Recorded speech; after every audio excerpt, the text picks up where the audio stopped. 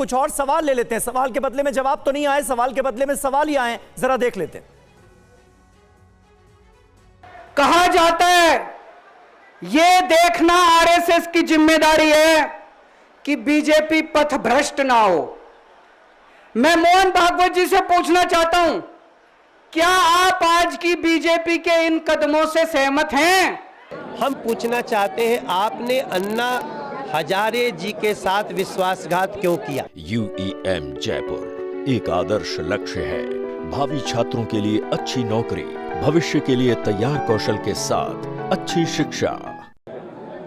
JP Nadda ji ने लोकसभा चुनाव के दौरान उन्होंने कहा कि बीजेपी को अब आरएसएस की जरूरत नहीं है।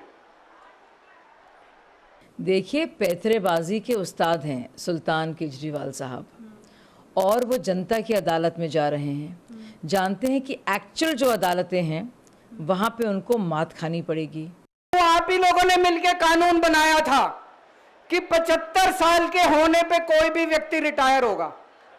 इस कानून के तहत आडवाणी जी को रिटायर कर दिया, मुरली मनोहर जी जैसे बड़े बड़े नेताओं को रिटायर कर दिया, बीसी खंडूरी जी को रिटायर कर दिया, कलराज मिश्र को रिटायर कर दिया, शांता कुमार को और पता नहीं कितने लोगों को रिटायर कर दिया।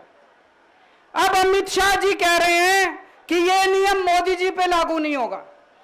विडंबना की बात यह है कि अभी कुछ दिन पहले एक फतवा जारी हुआ है कि प्रभु श्री राम के आगमन पर, मतलब कि दिवाली के अवसर पर, दिल्ली में आम जनमानस तो फटाके नहीं फोड़ सकता, पर जब शराब घोटाले में लिप्त व्यक्ति कंडीशनल बेल पर बाहर आए तो आम आदमी पार्टी के कार्यकर्ता फटाके फोड़ रहे थे।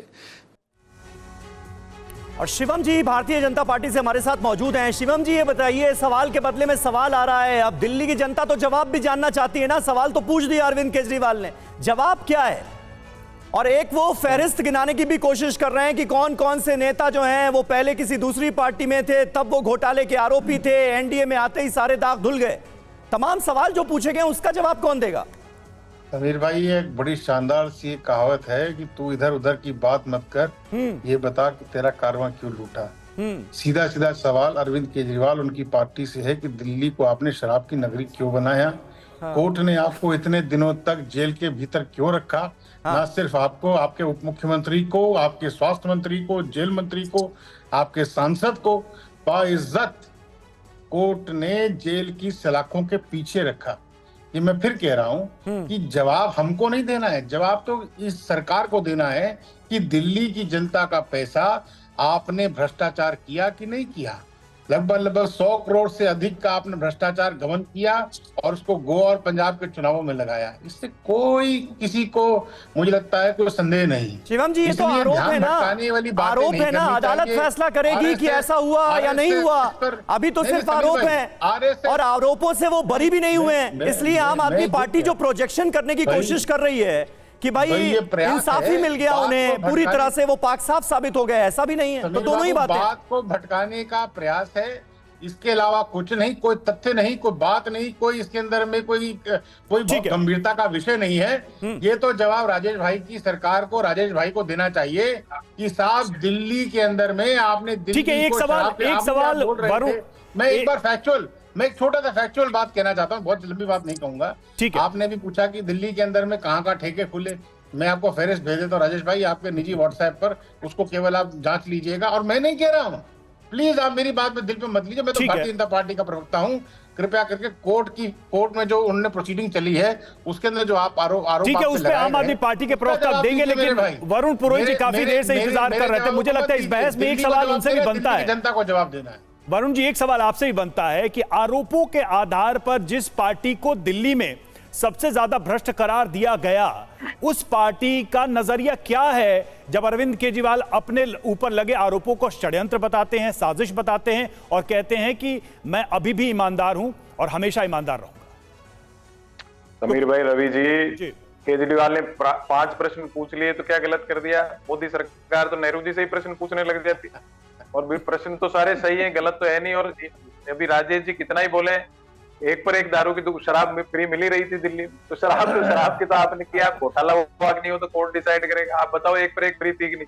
मैं कनॉट प्लेस घूम रहा था, दुकान पर एक तो एक फ्री बोल रहे, बाहर जो गार्ड वो गाड़ियां रखता है अपन पार्किंग में लगाते हैं बेचारे, वो सरकार के अपने लोग कहते हैं भाई साहब वहां जाओ आप, कौन सी जगह बोला वो कि लक्ष्मी नगर, वहां तो आप इतने की शराब लो तो बियर भी फ्री मिल रहा है, चीटिंग कर रहा है दुकानदार, इसकी आप शिकायत करो। तो लोग तो सबको पता ही है, आपने एज घटाई थी, क्यों वरुण पुरोहित जी एक बात बताऊं, आजकल हो यही रहा है, जब भी ये दिल्ली के मसले पर डिबेट हो रही है ना, पूरी डिबेट निकल जा रही है, कांग्रेस पार्टी का स्टैंड ही नहीं पता चल रहा है। अरविंद केजरीवाल आते हैं, आरोप लगाते हैं, आप कभी कहते हैं कि भाई आरोप क्यों लगाए, उन्होंने आरएसएस प्रमुख से सवाल क्यों पूछे, उनके आपसी रिश्ते मजबूत हैं इसलिए ऐसा हो रहा है। दूसरी तरफ आप कहते हैं अगर पूछ लिया सवाल तो क्या गलत किया, मतलब स्टैंड ही समझ में नहीं आ रहा है कांग्रेस पार्टी का। वरुण जी का फ्रेम फ्रीज हो गया। राजेश जी, क्या आपको लगता है कांग्रेस पार्टी की तरफ से संदीप दीक्षित ने जिन बातों का जिक्र किया कि भाई आरएसएस से बड़े गहरे रिश्ते जिसके रहेंगे वही सवाल पूछेगा ना, जिससे अच्छे रिश्ते रहते हैं उसी से सवाल पूछे जाते हैं, तो ये आरएसएस और आम आदमी पार्टी का कौन सा संबंध है, कौन सा रिश्ता है जिसका जिक्र कांग्रेस कर रही है? भाई देखिए, संदीप दीक्षित जी आदरणीय सांसद रह चुके हैं। यार एक बार 10 सेकंड मुझे बोलने, आज अवधेश जी ने क्लियर कर दिया क्या कि अन्ना आंदोलन में आरएसएस और बीजेपी का हाथ था यूपीए सरकार को डिस्टेबलाइज करने में, इसलिए क्लैरिटी हो गई। अब संदीप दीक्षित ने उस आधार पे कहा है, किस आधार पे कहा वो क्लियर कर देंगे। ठीक है राजेश जी, तो क्लियर कर ही दिया इनका नाम। देखिए संदीप दीक्षित जी बस सब देख सेकंड लोग, संदीप दीक्षित जी आदरणीय सांसद रह चुके हैं। मेरे बड़े भाई बात को भूल गए कि सरकार में जो सवाल पूछता है विपक्ष तो पूछते हैं, राहुल गांधी जी रोज मोदी जी से सवाल पूछते हैं, ये तो विपक्ष का काम है। तो हमने अगर सवाल पूछा तो सवाल अपनों से नहीं पूछे जाते, मैं अरविंद केजरीवाल जी से थोड़ी कुछ पूछता हूँ, मैं तो विपक्ष ही पूछेगा ना मुझसे। अरविंद जी मोदी जी से पूछ रहे हैं, बीजेपी की टीम अरविंद जी से सवाल पूछ रही है, तो वो एक डिफरेंस है ना राजेश जी, तो आप मेरे दोस्त हैं। राजेश जी डिफरेंस है ना, कांग्रेस पूछ रही है बीजेपी से, आप पूछ रहे हैं संघ से। नहीं सुनिए, देखिए मैं फिर कह रहा हूं, आप इस बात को समझ जाइए, कांग्रेस भी इस बात को रोज बोलती है, राहुल गांधी जी के हजारों बयान है कि मेन चीज संघ है। बीजेपी का नाम पहले तो जनसंघ भी रह चुका है, जनता पार्टी भी रह चुका है, कल को कुछ और हो जाएगा। राजेश जी एक अंतर है दोनों बयानों में, देखिए नहीं अभी थोड़ी देर पहले यही चर्चा हो रही थी, आपको संघ से उम्मीद है, मतलब आप पॉजिटिवली देख रहे हैं कि भाई संघ ऐसी पार्टी है जो ठीक कर सकती है। राहुल गांधी संघ पे सीधा हमला करते हैं, संघ पे सीधे अटैक करते हैं, वो आपके सवालों की भाषा में पता चल रहा है, उस पर आप क्या कहेंगे? नहीं भाई, मेरा ये कहना है कि संघ में भी तो कुछ अच्छे लोग हो सकते हैं जिनको ये बात समझ में आ रही है, जो आपको अवधेश जी ने भी कहा। कांग्रेस में भी अच्छे लोग थे, बीजेपी में भी अच्छे लोग होते हैं, पत्रकारिता में भी कुछ लोग अच्छे कुछ अच्छे नहीं होते, तो जो अच्छे हमारा साथ दे कहने में हमें क्या दिक्कत है? वही हो, संघ में क्या लोग नहीं ऐसे जिनको लगता है केजरीवाल के साथ गलत हुआ?